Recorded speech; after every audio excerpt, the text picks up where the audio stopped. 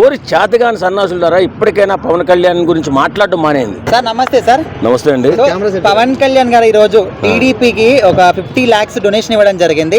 So ఇన్ని రోజుల పాటు డిప్యూటీ సీఎం గానే వద్దు పవన్ కళ్యాణ్ అపోజ్ చేసే వాళ్ళకి దానంగా 50 లక్షలు ఇచ్చారు. సో దీన్ని ఎట్లా చూడొచ్చు సార్? అతనికి అంటూ శత్రువులు ఎవరు ఉండరు. ఆయన మనుషుల్లో దేవుడు అని చెప్పాను మీకు. ఆయనకి శత్రువులు ఎవరు ఉండరు. ఆయన పేదవాడు ఎక్కడ బాధపడుతున్నాడో ఆయన దైవంలో ప్రత్యక్షం అవుతాడు. కాబట్టే వేళ 50 లక్షల రూపాయలు డొనేషన్ ఇవ్వడం అంటే సామాన్యమా? ఎప్పుడైనా ఏ రాజకీయ నాయకుడని ఇచ్చాడా? మీకు ఇంతకుముందు కూడా చెప్పాను నేను. ఆయన సంపాదించిన దాంట్లో 50% నుంచి 80% వరకు పేద ప్రజల అభ్యున్నతికి వినియోగించాడు. ఆయన సంపాదించుకోలేదు. ఆయనకి డబ్బుతో పని లేదు.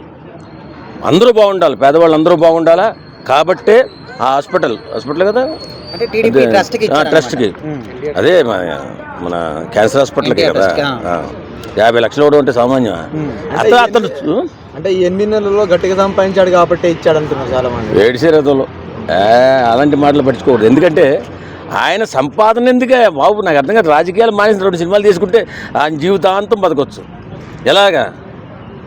ఒక అద్భుతమైనటువంటి ఎంజాయ్ చేస్తూ ఆయన నిజంగా ఎవడ మాట్లాడేవాడికి మనసే లేదప్ప. మనసు లేని మనుషులే మాట్లాడతారు ఆ మాటలు. పవన్ కళ్యాణ్కి డబ్బాసు ఉందని. డబ్బాసు ఉంటే ఇన్ని కోట్ల రూపాయలు ఎలా పనిచేస్తాడు?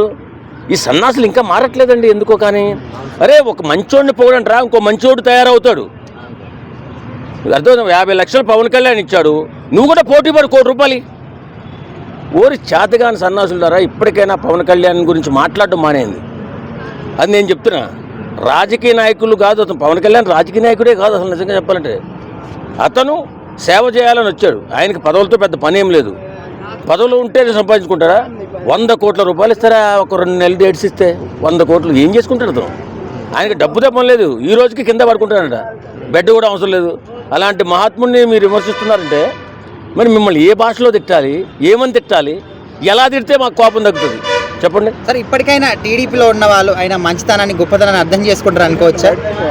అర్థం చేసుకోకపోతే హతపాతాళానికి వెళ్ళిపోతారు. ఆ టీడీపీ ఓడవచ్చు, ఆ వైఎస్ఆర్ కాంగ్రెస్ పార్టీ ఓడవచ్చు. టీడీపీ పైన దిగి వచ్చాడంటే టీడీపీ అయినా ఇంకో పార్టీ అయినా ఈవేళ ఎలయన్స్లో ఉన్నారు కాబట్టి ఇంకా ఎక్కువ గౌరవించండి రా సన్నాసుల ద్వారా. ఎన్నిసార్లు చెప్పాలి మీకు? అరే అతను ఉన్నాడు కాబట్టి ఇవాళ టీడీపీ ప్రభుత్వం ఉంది, కూటమి ప్రభుత్వం ఉంది. 21 సీట్లు గెలిచాడు, ఇంకేం లేదన్నారు. ఊరే ఒక్క నిజం చెప్తాను రా మీకు. గెలిచింది 21, కానీ ఓడించింది 164. ఇది మనసులో పెట్టుకోండి. అంతేగాని ఊరిక పెట్టిపోయి నాశనం అయిపోవడానికి ప్రయత్నం చేయకండి. టీడీపీ వాడికి చెప్తున్నప్పుడు ఓకే. పవన్ కళ్యాణ్ దాతృత్వం ముందు ఎవడో పనికిరాడబ్బా.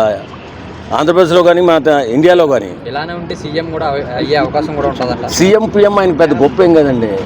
పవర్ స్టార్ ఇది చాలా అతనికి. అసలు ప్రాణం ఇచ్చేసే కుర్రోళ్ళు ఎంతమంది ఉన్నారు ఇప్పుడు? పవన్ కళ్యాణ్ పిలిపిస్తే ఎంతమంది ప్రాణం ఇచ్చేస్తారు? అలాంటి మహానుభావుడు మంచి స్టామినా సంపాదించుకున్నాడు ఫ్యాన్స్లో. ఇంకొక క్వశ్చన్ ఏంటంటే, చంద్రబాబు నాయుడు విరామం ఇస్తే రాజకీయంలో ఇప్పుడు సీఎం పదవి ఎవరికి ఇచ్చే అవకాశం ఉంటుందంటే ఏం చెప్తాడు? సీఎం పదవి విరామం ఎందుకు ప్రకటిస్తాడు? ఆయన బతుకున్న చెప్పి పదవి కోసం పాకులాడతాడు. వయసు అయిపోయింది కదా. వయసు అయిపోతే ఒకవేళ ఏదైనా కుట్ర చేయాలనుకుంటే మన లోకేష్కి ఇచ్చేసి పక్క తప్పుకుంటారు.